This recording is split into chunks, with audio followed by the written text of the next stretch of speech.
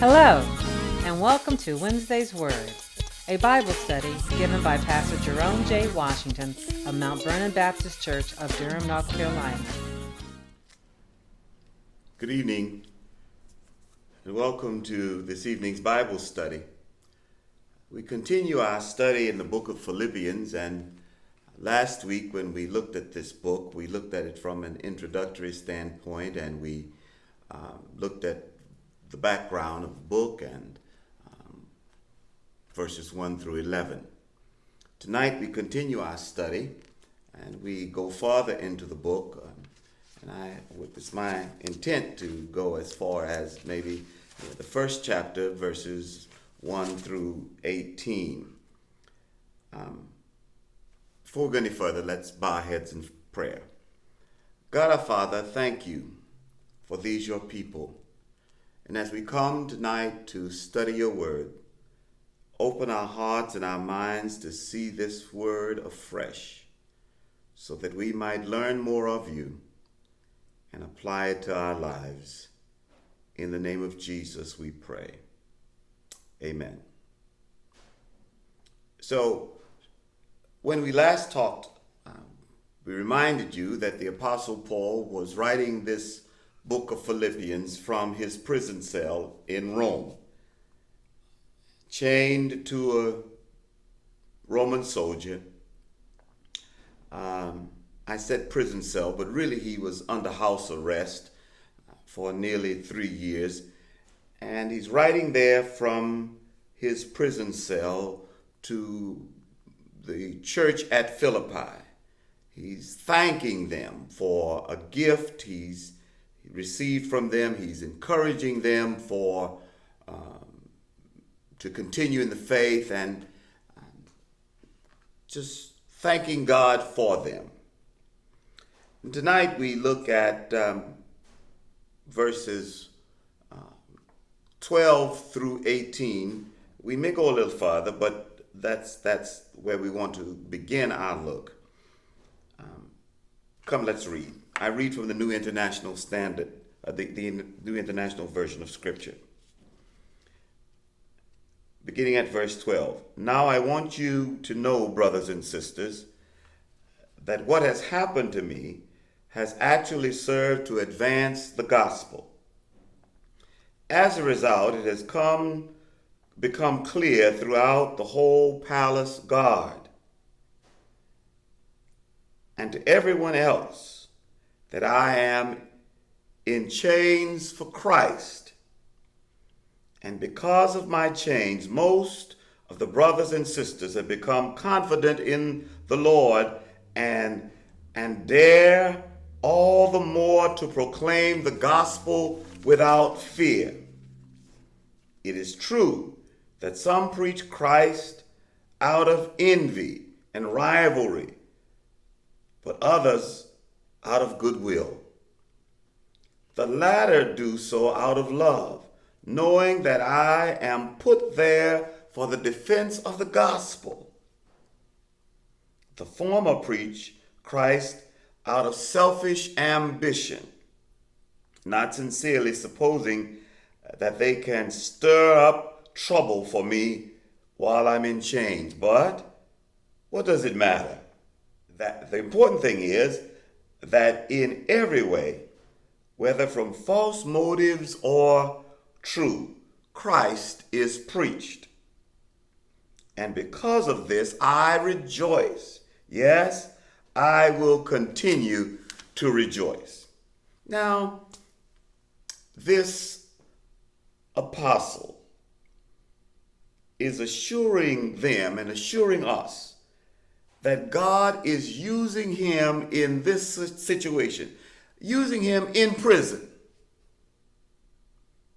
for the advancement of the gospel. What an unusual way to look at how God uses someone in chains, in prison, but yet being used for the advancement of the gospel.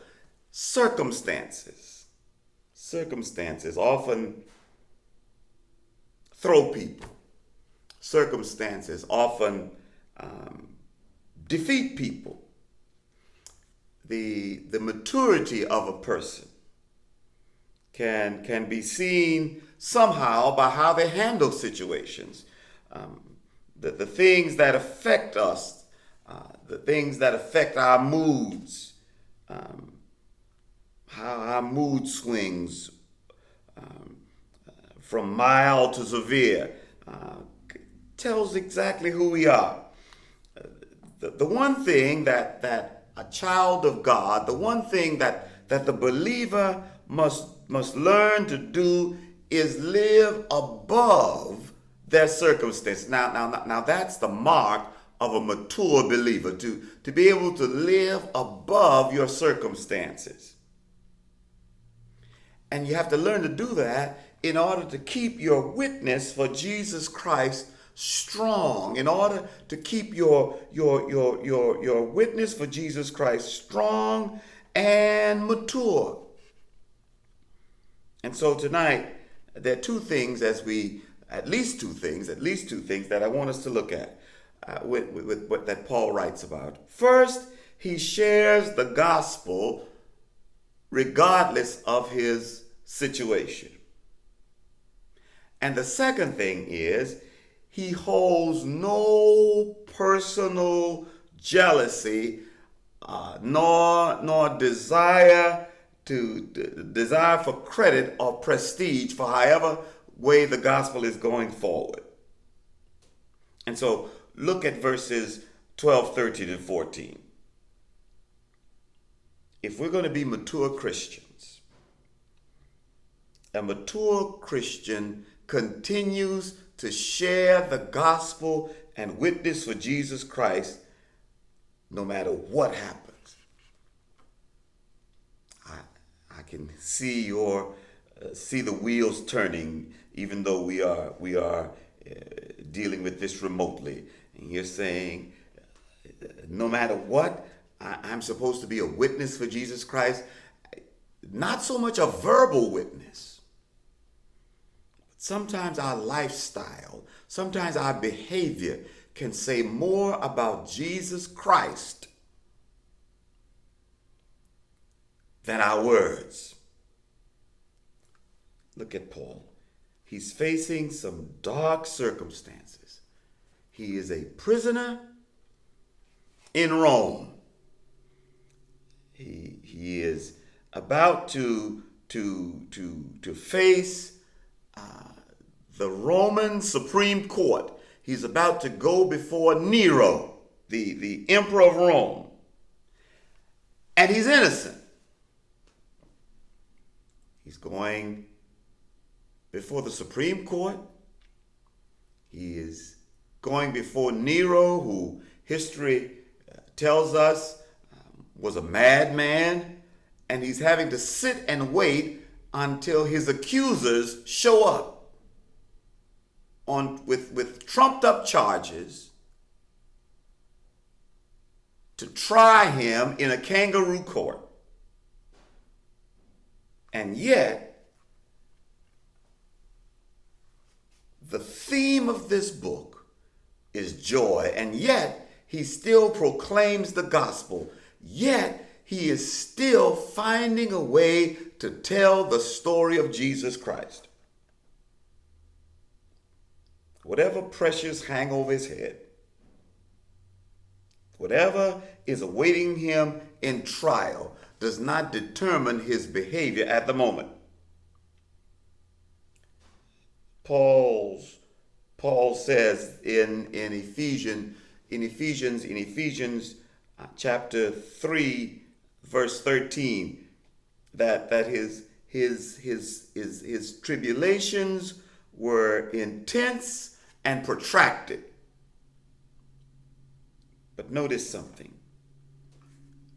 Pay careful attention. Paul does not grumble. Paul does not complain. He does not question God as to why this was happening to him. He does not whine. He does not murmur. He doesn't fall to pieces. He doesn't curse God. He does not give up his faith. That's the first thing. The second thing is, he uses what some people would call a disadvantage as an advantage. And you say, what's the advantage? He uses it as an advantage for the proclamation of the gospel. He does not see himself as a victim. I am learning that everything has to do with perception. In your moment, I mean your darkest moment, your lowest moment, everything is about perception. Paul doesn't see himself as a victim. He has decided that he is going to use this moment for the purpose of glorifying God and telling the story of Jesus Christ. And so it becomes my question to you now. How do you use your moment? Is it a why me moment? Or is it a why not me moment? Look at it. He's not a victim. He sees himself as a conqueror for Jesus Christ. Now, there were probably those around Rome that said that the Roman government had put Paul in jail. That was their perception. That Nero had put Paul in jail. That the Jews and the Jewish faith had put Paul in jail. That was their perception. But you look at it. He says in verse 13, he says, I am in chains for Christ. For Jesus Christ. I am in chains for Jesus Christ. In Acts, in the book of Acts, chapter 28, verse 20, Paul says, that he was bound with chains for the cause of Christ. Again, I quote from Ephesians. In Ephesians, he calls himself an ambassador in chains. One group had their perception. Paul had his perception. His perception was seen through the will of God. Other folk had another perception. My question is, how do you see yours? Paul spread the gospel in his, and the Lord had placed him. He was there chained to a guard. I have often imagined these Praetorian guards were an elite group of Roman soldiers. They were the cream of the crop. And Paul is there proclaiming the gospel to them. They were the hand-picked soldiers of the Roman army. Hand-picked to protect the emperor, to carry out major functions. Paul is there and he's telling the story of Jesus Christ to them. We don't know how many soldiers were saved, but we do know, look at it, in this passage, in these 12 through 14. We do know that the whole Praetorian Guard gets witnessed to. We do know that the gospel goes all over Rome because of him. While he is in prison, while he is in chains. And so the first thing I want you to think about as we look at this is that there is a lesson for us. That we must never let our circumstances and our situations get us so down, get us so low, that we let ourselves be so defeated that we lose our testimony. Don't ever get so down, so low that you can't tell somebody what God has done for you. I've said before, the amazing thing about the gospel of Jesus Christ is that you don't have to know everything about it, but you ought to know something about it.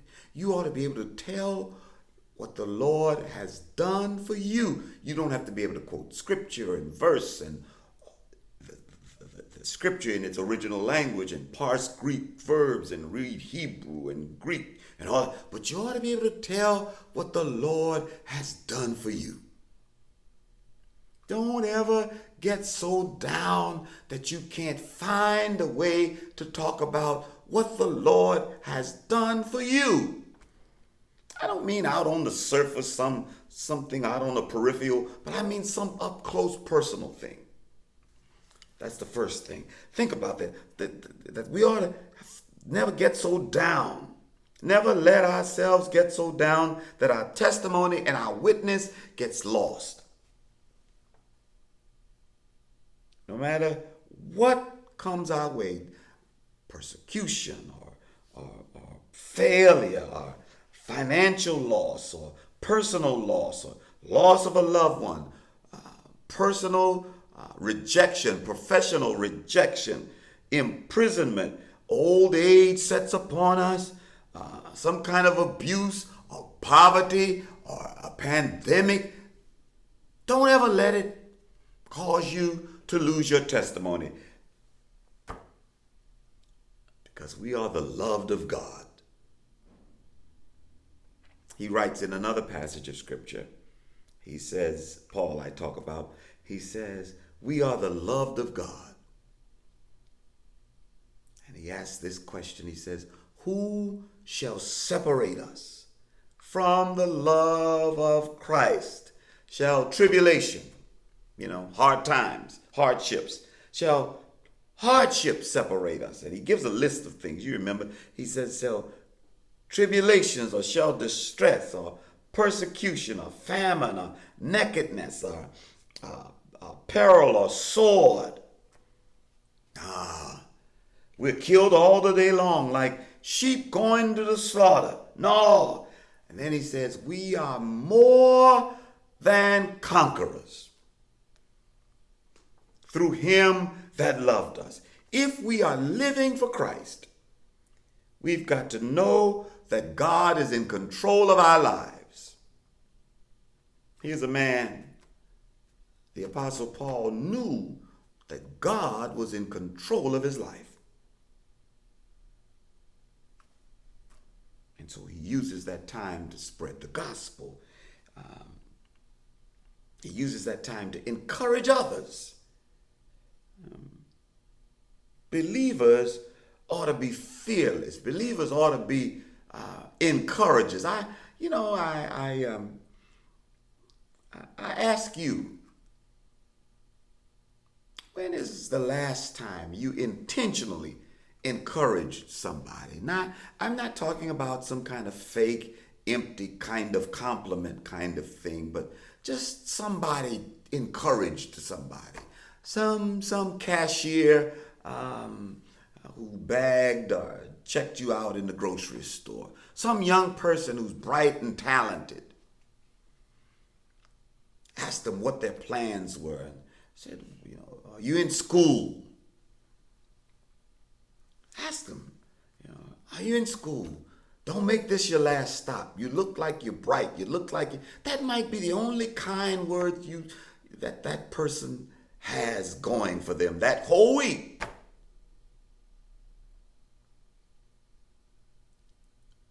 Paul forgot about his circumstances and used that situation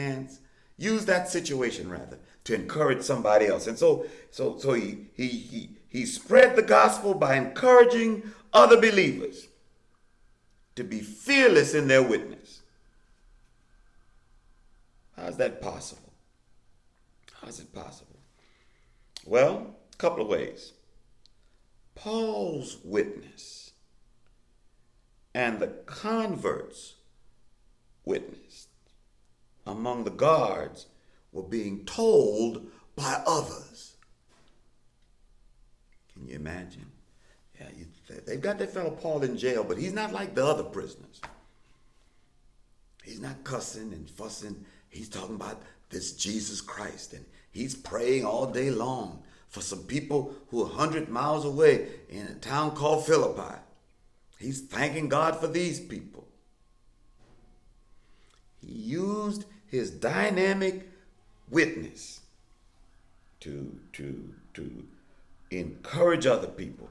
And he made Paul's dynamic witness made a strong impact on the people around him. There's something else. When you look at verses 15 through 18, he says, it's true that some preach Jesus Christ out of envy and rivalry, others out of goodwill. And the latter do so out of love, knowing that I am put here for the defense of the gospel. The former preach Christ out of selfish ambition, not sincerely, supposing that they could stir up trouble for me while I'm in chains. But what does it matter?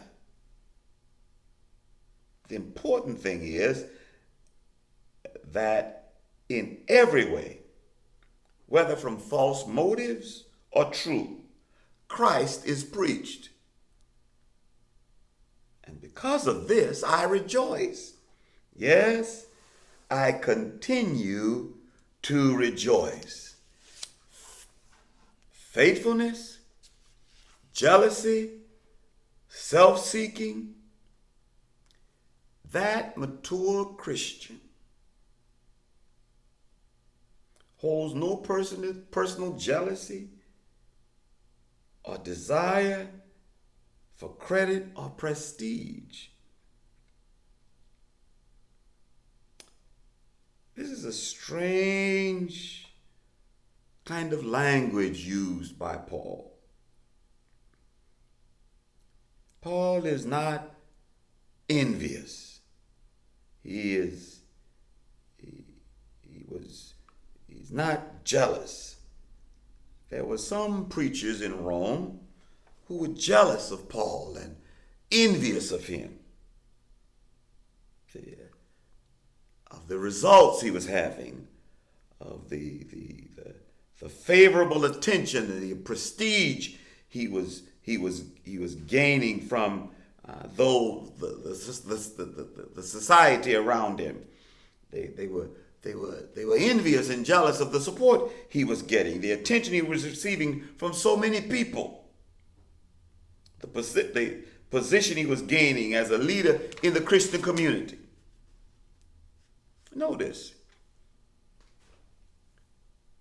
the preachers were followers, true followers of Christ. They were not, as was common in the New Testament, they were not Judaizers, those Christians who said in order to be a good Christian, the Christians who believed in order to be a good Christian, you had to be a good Jew. No. These were actually followers of Christ. They were not false teachers or preachers. They were those who were just opposed to Paul. Genuine preachers who were ministers in and around, if you will, Metro Rome. We know that because Paul agreed with their preaching, it sounds strange. It sounds strange that he agreed with their preaching. He agreed with their preaching. He just regretted he just regretted their opposition to him. Instead of supporting what he was trying to do, they were trying to pull him down. Go back to verse 16, you'll see that. And how often today in the Church of Jesus Christ, not just among preachers, but in our own ministries and lay leadership,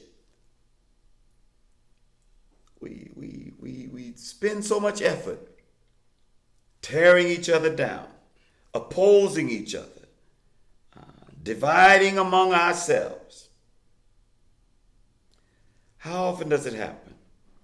Wasting so much energy. You notice something.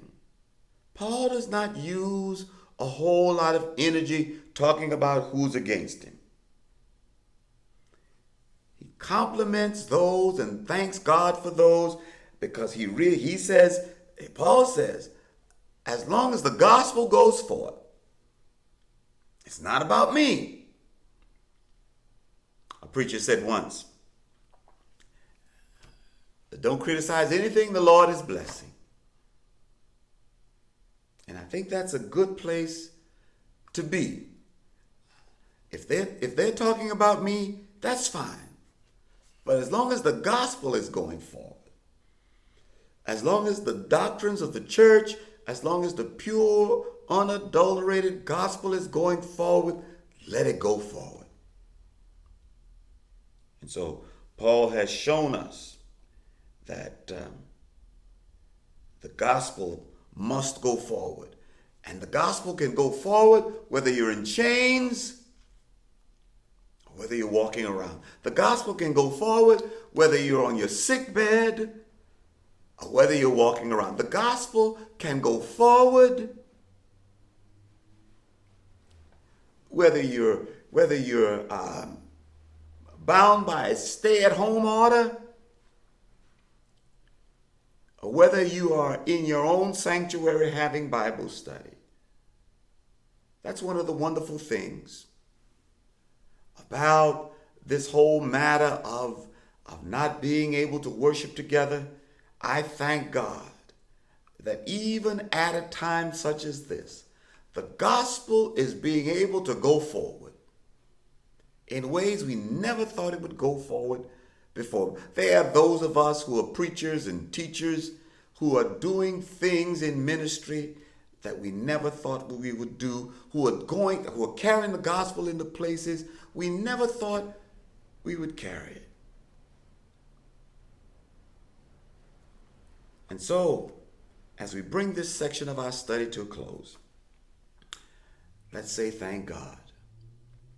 Thank God for a book of joy, and thank God for Paul's ministry in bondage.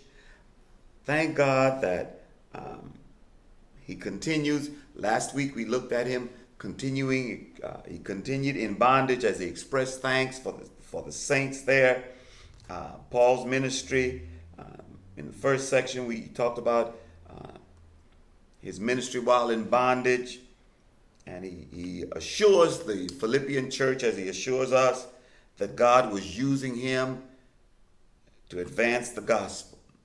That's what we talked about tonight. Next week,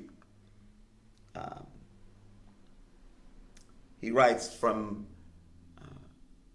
his prison cell. In verses 19 through 26, we hope to study. He writes how he expects to see them soon to be released. And then he says, if not, he's prepared to die. And then he encourages them to have bold faith. So next week, we will look at verses 19 through 26. Again, I say, if you have any questions, email me at pastor@mvbcdurham.org. pastor@mvbcdurham.org. I'll try to answer them for you before we begin our lesson next week. God bless you. God keep you. My brother, my sister, please stay safe. Do us this favor. Please say a special prayer for those members and friends that we know are essential workers who are risking their lives and their health to make sure that we are safe. God bless you. God keep you. Until the next time, be safe. Be strong in the Lord and in the power of his might.